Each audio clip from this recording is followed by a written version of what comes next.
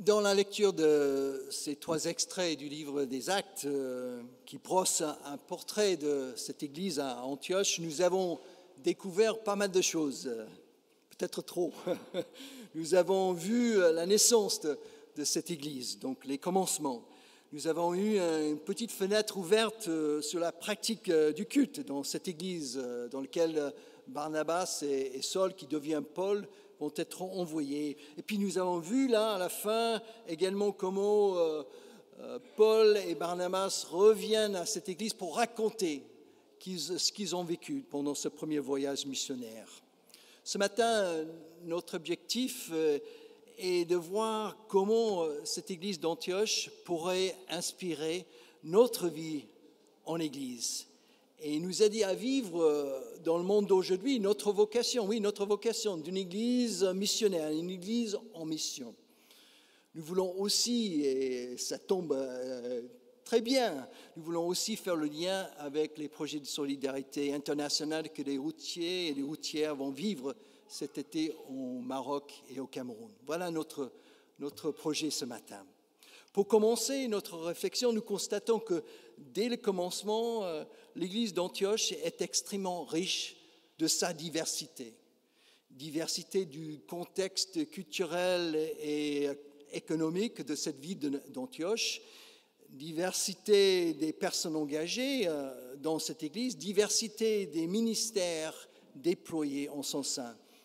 La ville d'Antioche est une ville cosmopolite de 500 000 habitants au moment de cet événement, au carrefour culturel et commercial du bassin méditerranéen.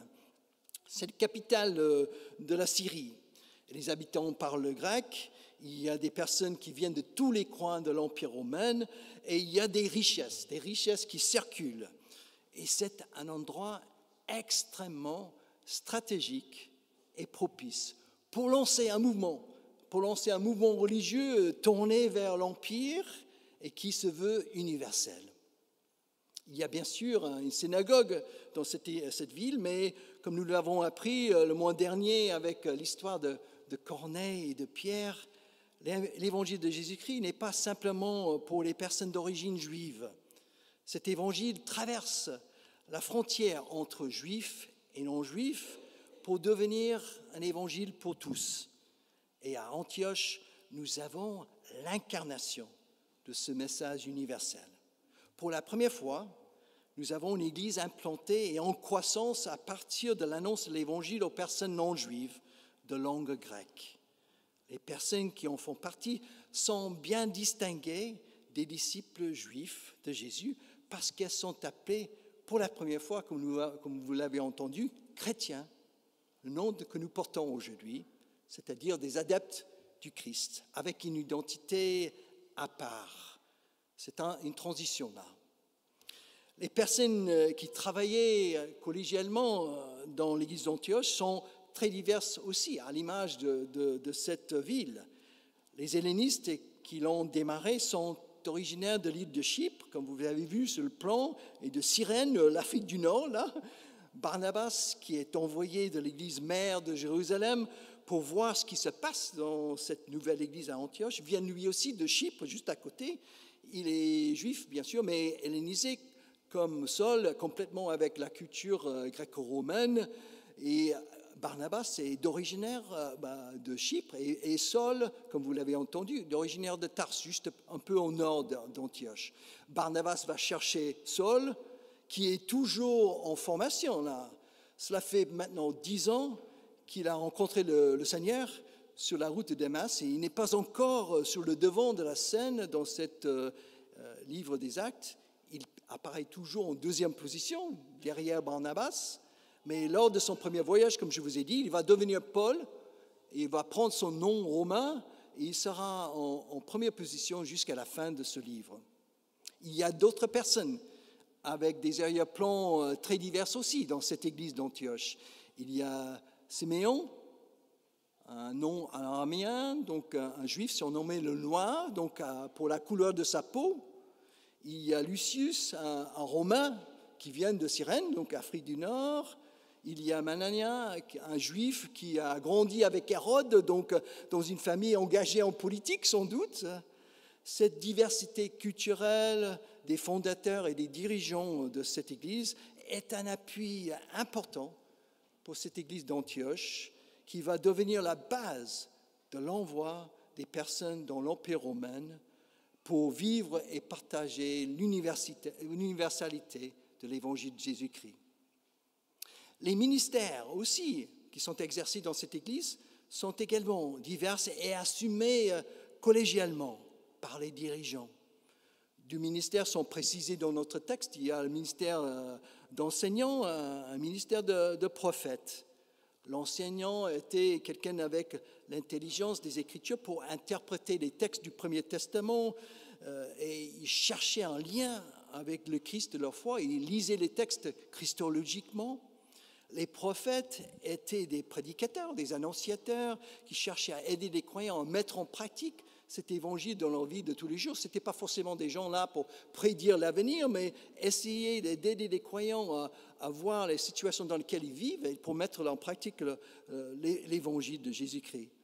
Et c'est sans doute l'un de ces prophètes qui a parlé par l'inspiration de l'Esprit pour dire « mettez à part Barnabas et Saul pour cette œuvre missionnaire à laquelle je les ai appelés. » Il y avait sans doute d'autres ministères dans cette Église, mais vous voyez une situation où la diversité est vraiment au niveau des ministères, au niveau des personnes, au niveau de la ville, une diversité très riche. En regardant le portrait de cette Église d'Antioche, riche de sa diversité, nous pouvons quand même dire que c'est, et peut-être c'est, je ne sais pas si osé ou pas, mais c'est aussi ce à quoi nous aspirons en tant qu'Église, dans le 16e arrondissement de Paris, au cœur de cette ville très cosmopolite aussi. Notre contexte n'est pas peut-être si différent que cette ville d'Antioche. Et si nous nous regardons ce matin dans cette salle, nous sommes extrêmement riches de notre diversité. Diversité culturelle, diversité intellectuelle, les parcours différents. Nous sommes riches en compétences professionnelles, expériences humaines. La plupart d'entre vous ont fait des expériences à l'étranger. Nous sommes riches en diversité confessionnelle également avec les couples mixtes. Et justement, notre objectif en tant qu'Église, c'est de mettre toute cette richesse-là au service de cet évangile que nous voulons annoncer au monde. Pendant notre retraite de CP hier, nous avons travaillé sur notre projet de vie avec Olivier, et c'était vraiment super d'être ensemble.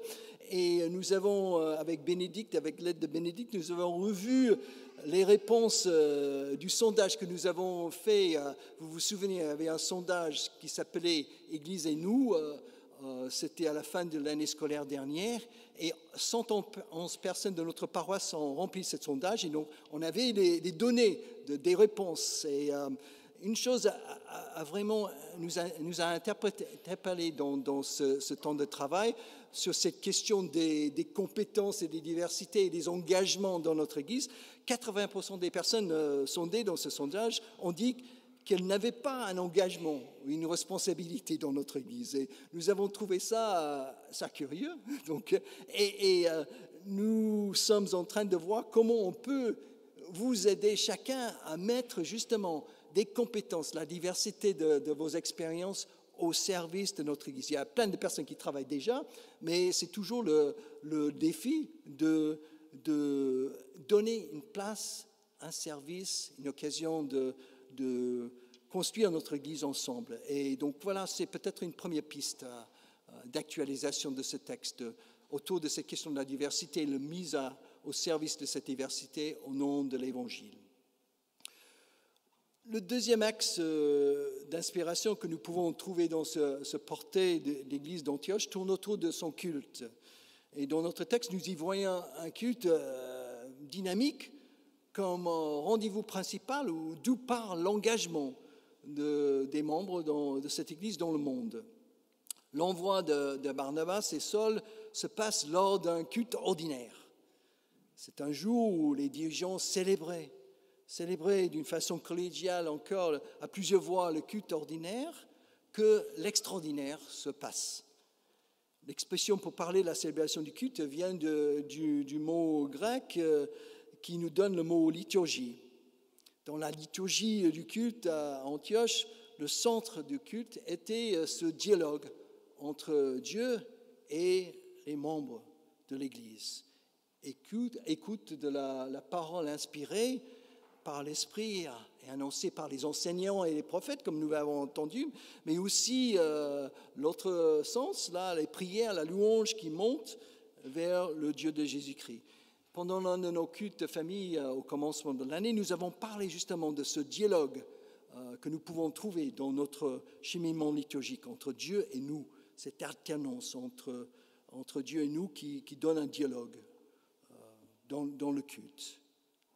À Antioche, le culte était accompagné d'un temps de jeûne. Nous sommes le premier dimanche de Carême, mais il faut dire que le jeûne, ce n'est pas peut-être notre truc en tant que protestants. Nous ne sommes pas très engagés dans ce chemin, mais ça faisait partie de la pratique de la foi à l'époque. Également, dans ce culte à Antioche, il y avait la pratique de la scène, chaque fois que les chrétiens se rassemblaient, ce qui pour nous est extrêmement important dans notre contexte écuménique de couple mixte. Les deux questions que nous pouvons nous poser à partir de cette photo de la vie cultuelle à Antioche sont peut-être les suivants. Comment l'Esprit nous parle-t-il au sein de notre culte aujourd'hui? C'est une question. Et comment ce rendez-vous principal hebdomadaire de notre Église devient-il un lieu d'envoi vers le monde pour vivre la mission que Dieu nous confie à nous tous? Ces deux questions sont au cœur de cette idée du sens du culte. Encore une fois, nous avons travaillé pendant notre retraite sur ces questions de notre culte. Il y a des idées que nous avons essayé de mettre sur des post-it et on va travailler encore là-dessus. Mais notre souhait le plus cher au niveau du conseil presbytéral, c'est que les personnes qui entrent, poussent cette porte les dimanches matins, reçoivent quelque chose de la part de Dieu, une parole pour leur vie. Cette parole qui vient par l'Esprit, quelque part, on ne sait pas comment, c'est un mystère, mais ça vient par l'Esprit et qu'on reçoit quelque chose de concret. Et puis, lorsqu'on sort de ce temple, on va dans le monde pour essayer de mettre en pratique ces paroles. Et on essaie de vous donner des billes pour réfléchir à ce qui se passe dans notre monde et pour avancer sur le chemin de foi que Dieu trace devant chacun de nous. Ça, c'est peut-être une deuxième piste d'actualisation au niveau du culte. Recevoir une parole de la part de Dieu et puis partir dans le monde en mission. Pour terminer ce temps de réflexion, c'est important d'insister et de retourner sur l'aspect missionnaire de cette Église qui envoie des membres dans le monde pour partager cette bonne nouvelle de Jésus-Christ en parole et en acte.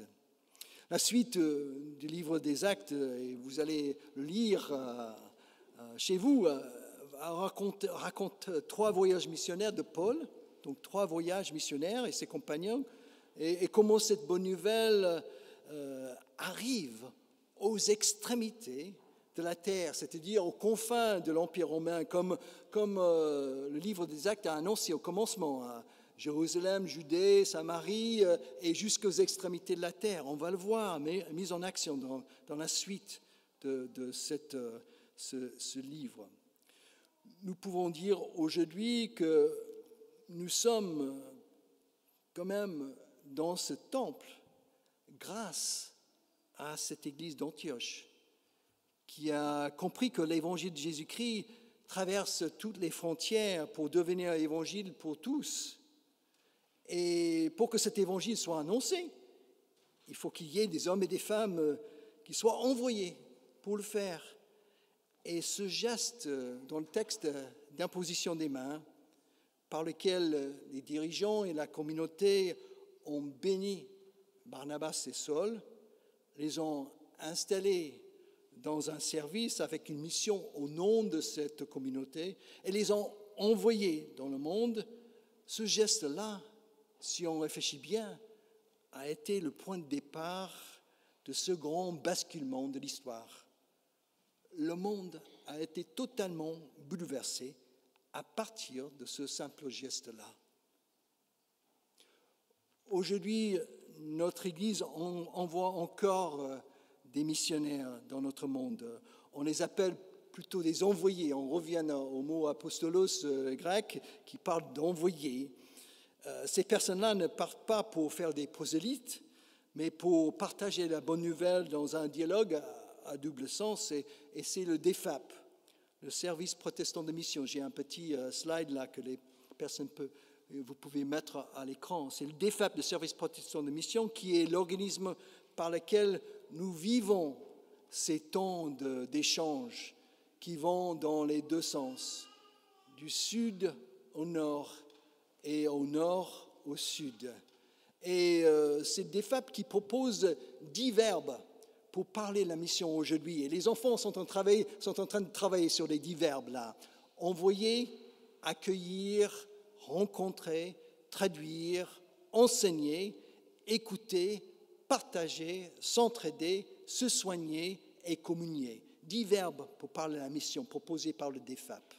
Vous avez le site web que vous pouvez voir. Le DEFAP envoie des personnes en mission, des envoyés, pour travailler, pour échanger en partenariat avec la CEVA. Donc, deuxième slide. La CEVA, c'est une communauté de 34 églises protestantes en mission dans le monde entier, éparpillées, souvent des églises francophones. Et c'est DEFAP qui envoie des envoyés pour travailler, pour participer à quelque chose dans ces églises. Et nous recevons aussi des envoyés de la CEVA par le biais du DEFAP.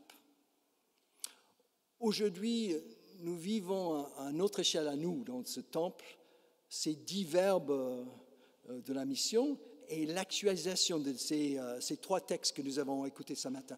Nos routières et nos routiers ont entendu, ont cherché des projets à l'étranger, des besoins, et ils ont trouvé quelque chose au Maroc et puis au Cameroun. Et c'est un peu comme dans cette église d'Antioche qui entend l'annonce d'une famine. Vous avez entendu dans le texte, ils pensent tout de suite aux frères et aux sœurs en Judée et qui en subissent les conséquences, et il fait une collecte et envoie Barnabas et Saul pour apporter à Jérusalem le convaincre. Les gens sont dans cette même type de démarche de solidarité internationale. C'était le premier démarche humanitaire écrit dans le livre des Actes, là, cet envoi de l'argent de l'Antioche à Jérusalem. Tout à l'heure, au retour des enfants, nous voulons vivre avec les routières et les routiers un temps d'imposition des mains.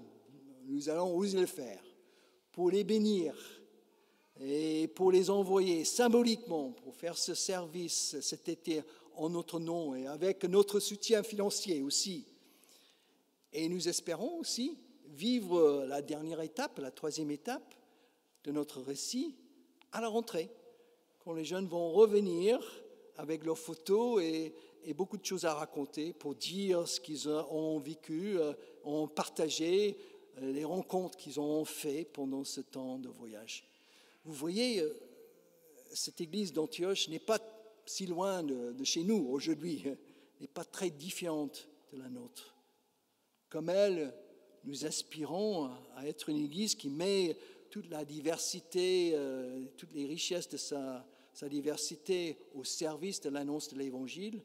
Une église avec un culte dynamique qui sert de tremplin vers le monde pour partager cette bonne nouvelle. Une église qui envoie ses membres dans le monde pour vivre et partager la bonne nouvelle de Jésus-Christ de différentes manières. Amen.